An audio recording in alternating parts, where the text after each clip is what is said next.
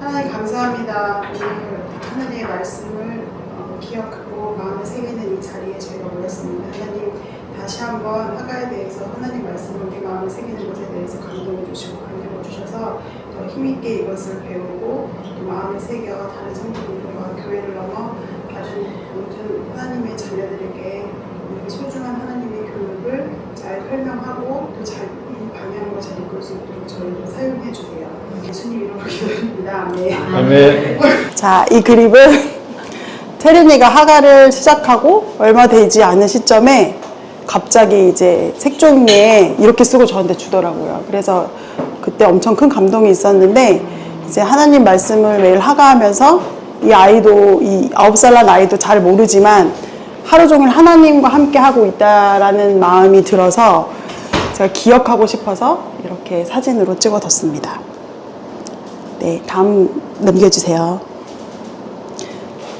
네, 우리는 왜 하가를 해야 할까요? 네, 바로 저번 시간에 얘기했던 것처럼 하나님을 사랑하기 위해서입니다. 우리는 수많은 사랑의 언어를 가지고 있습니다. 그 중에 이 책에 보면 5가지 사랑의 언어, 사랑의 어휘력이라는 이 책을 보면 사람들이 사랑을 표현하고 받아들이는 대표적인 5가지 방법이 나옵니다. 서로를 인정하는 말, 또 함께하는 시간, 또 내가 주는 선물 받는 것, 봉사의 행동, 스킨십이라는 방법이 있다고 합니다. 이 말을 듣는 순간 나는 어디에 해당할지 혹은 누군가를 떠올리며 상대는 어디에 해당할까 생각을 해보게 됩니다. 그렇다면 하나님에게 사랑의 언어는 어떤 것이 해당될지 궁금증이 생깁니다. 그 답은 다음에 성경 구절에 나와 있습니다. 요한복음 14장 15절 너희가 나를 사랑하면 나의 계명을 지키리라. 요한복음 14장 21절 나의 계명을 지키는 자라야 나를 사랑하는 자니 나를 사랑하는 자는 내 아버지께 사랑을 받을 것이요 나도 그를 사랑하여 그에게 나를 나타내리라. 다음 슬라이드입니다. 네, 맞습니다. 요한복음에서 나의 계명을 지키는 것, 즉 하나님의 말씀을 지키는 것이 하나님이 원하시는 사랑의 언어임을 알 수 있습니다. 여기서 앞서 나온 요한복음에는 지키라라는 말이 반복됩니다. 여기서 지키라라는 표현은 헬라어로 테레오이며 지키다, 보존하다, 주의 깊게 살피다라는 의미가 있습니다. 외부의 위험이나 손실로부터 어떤 것을 안전하게 보호하고 지키는 것을 의미하는 킵. 원래의 순수한 상태가 변질되거나 훼손되지 않게 보존하는 프리절브. 방치가 아니라 지속적으로 시선을 떼지 않고 세심하게 관찰하며 돌보는 와치라는 의미입니다. 단순한 방어적 의미와 보호가 아니라 어떤 대상을, 즉 말씀을 매우 소중히 여겨 주의 깊게 돌보고 그 상태를 끝까지 유지하며 실천하는 것을 포괄하는 깊은 의미의 단어입니다. 그러면 우리는 어떻게 말씀을 테레오할 것인가라는 방법론에 이릅니다. 이 방법은 신명기 6장 4절에서 9절에서 발견할 수 있습니다. 이스라엘아 들으라.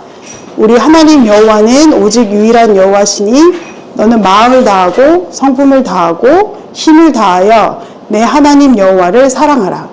오늘날 내가 내게 명하는 이 말씀을 너는 마음에 새기고 내 자녀에게 부지런히 가르치며 집에 앉아있을 때에든지 길에 행할 때에든지 누워있을 때에든지 일어날 때에든지 이 말씀을 강론할 것이며 너는 또 그것을 내 손목에 매어 기호로 삼으며 내 비간에 붙여 표로 삼고 내 집 문설주와 바깥문에 기록할지니라. 너는 마음에 새기고 일반적으로 우리가 무엇인가를 새긴다는 것을 상상해 본다면 돌판이나 철판에 글자를 새기는 것을 떠올리게 됩니다. 글자를 그 단단한 것에 새기는 것은 한 번으로는 불가능하며 새겨져서 형태가 온전히 드러날 때까지 같은 자리를 반복해서 긁어내는 과정과 시간이 필요합니다.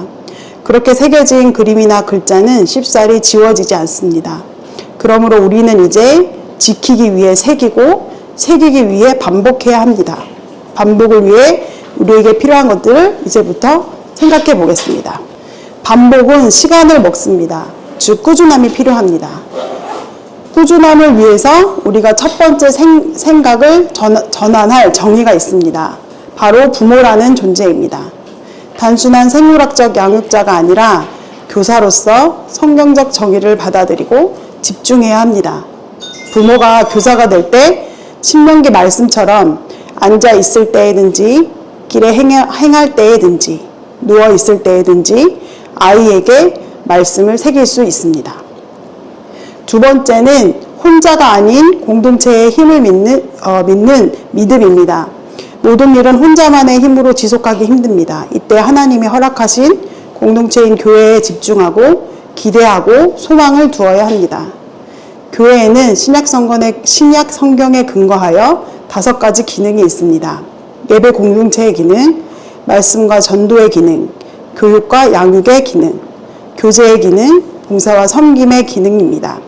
현대에서는 예배 공동체의 기능에 대한 개념이 매우 강해져서 예배만 드리는 것이 마치 나의 신앙생활의 전부인 것처럼 생각하는 사람들도 많은 듯 합니다. 하지만 역사 속에서 우리는 교회의 기능에 대한 본질적인 것들을 반추할 수 있습니다. 우리 몸에서 가장 중요한 장기가 무엇인지 묻는다면 바로 답을 할 수 없듯이 교회의 기능도 모두 유기적으로 연결되어 있으며 어느 것 하나 가벼운 기능이 없습니다. 저는 태아일 때부터 우리에게 가장 먼저 생기는 장기를 그 답으로 낼 수 있지 않을까 생각해 봅니다. 태아 시기에 가장 먼저 생기고 온전한 형태를 갖추게 되는 장기는 심장이라고 합니다. 심장이 생겨야 그 다음 장기를 만들어낼 세포에게 혈액과 영양분을 줄 수 있는 것처럼 가장 근본적인 것이 교회에서는 교육과 양육임을 우리는 과거의 많은 교회들의 탄생과 소멸을 통해 확인할 수 있습니다. 교회의 생존은 어떤 프로그램이나 화려하거나 훌륭한 예배가 아니라 말씀의 본질을 주의 깊게 지키며 그 바탕 위에 나머지 4가지 기능이 유기적으로 역할을 수행할 때 이루어진다고 볼 수 있습니다. 심장 같은 교육의 힘의 증거가 바로 유대인의 역사입니다. 유대인의 교육이 주목받는 이유, 바로 하나님의 교육을 가진 유일한 민족이며 교육과 양육을 지켜낸 민족이기 때문입니다. 디아스포라 시대를 지나고도 히브리어를 사용하고 하나님의 말씀을 간직한 민족, 바로 이들을 통해 말씀이 살아있는 교회만이 생존하게 됨을 봅니다. 그러므로 우리는 이제 교회 안에서 유대인이 서로 협력하여 생존을 위해 말씀을 지킨 것처럼 함께 지켜야 합니다. 그래야 가정에서의 반복과 교회에서의 문화가 시너지가 되어 하나님 나라 안에 거하는 축복이 우리 아이들과 가정에 있게 됩니다. 우리가 힘써 하가를 해야 하는 이유는 결국 생존을 위한 가장 강력한 방법이기 때문이므로 우리는 이제 하가를 받아들이고 반드시 해야 합니다. 세 번째, 우리가 인지해야 하는 것은 시대적 사고입니다. 언제부터인가 우리는 우리가 깨닫는 것이 아닌 것은 부정하며 그것이 당연한 시대를 살고 있습니다. 바로 헬라적 사고입니다. 히브리적 사고, 즉 하나님의 사고와 반대되는 인간적인 사고방식인 헬라적 사고는 우리가 하나님께 나아가는 모든 것에 방해가 됩니다. 깨달아져야 한다. 깨달아야 예배도, 봉사도, 새벽 기도도, 11조도, 하가도 할 수 있다. 그것이 합리적이고 당연한 것이라고 대다수가 받아들여지는 시대. 지금 우리에게는 깨닫지 못해도 그냥 하는 히브리적 사고가 필요합니다. 이것은 하나님이 마음에 새기라고 명령하신 하나님의 시간을 기대하며 그대로 하는 것 자체를 반복하게 하는 동기가 되며 지속하는 힘이 됩니다. 그 힘으로 우리는 결국 하나님의 명령을 해낼 수 있습니다. 위의 3가지 상황을 지각하고 새로 정리하는 과정은 하나님의 사랑의 방식을 지키기 위한 힘과 동기가 됩니다. 하나님의 방식을 사랑해야 하나님의 메시지, 감동, 터치가 있고 이때의 예배의 감격과 하나님과의 소통이 있습니다. 이것을 통해 우리 아이들은 하나님 나라에 속하게 됩니다. 말씀이 저장되고 각인된 우리 아이들은 피리 부는 사나이의 피리 소리를 따라 현혹되는 아이들이 현혹되어 따라갈 때 그 소리를 분별해내는 힘을 얻게 되며 결국 낭떠러지로 떨어지지 않고 생존하게 됩니다. 마지막으로 하가의 3가지 원어적 개념을 설명하고 마무리하겠습니다. 하가는 묵상하다라는 원어적 의미가 있습니다. 그저 시간, 장소에 상관없이 읊조리며 입술에 말씀을 두고 암송하는 것입니다. 두 번째는 으리렁거리다는 의미입니다. 죽음의 영이 나를 비켜갈 수 있는 힘, 첫 장자를 죽이는 재앙을 6월절에 어린 양의 피로 피해간 것처럼 우리를 보호하는 방패가 됩니다. 악은 항상 가만히 엎드렸다가 불현듯 어리석고 미련한 우리를 공격합니다. 그때 아직 어리석고 미련한 자들은 이유가 무엇인지도 모른 채 매우 요동칩니다. 그리고 많은 시기에 방황을 하고 정상 궤도로 돌아오거나 이탈되어 버립니다. 하지만 슬기로워지고 지혜로워진 자들은 이 공격의 때를 인지하게 되는 분별력을 갖게 되며 더 나아가 이 악을 피해가게 되거나 말씀의 검으로 승리하는 경험을 하게 됩니다. 즉 영적 전쟁에서 승리합니다. 마지막으로 경영하다라는 의미가 있습니다. 결국 내 삶의 모든 주권을 하나님께 드리게 되는 축복을 누리게 되는 것입니다. 결국 하가의 원어적 의미를 모두 누리기 위해서 우리는 반드시 힘써 하나님과 함께 나아가야 합니다. 네, 마치겠습니다.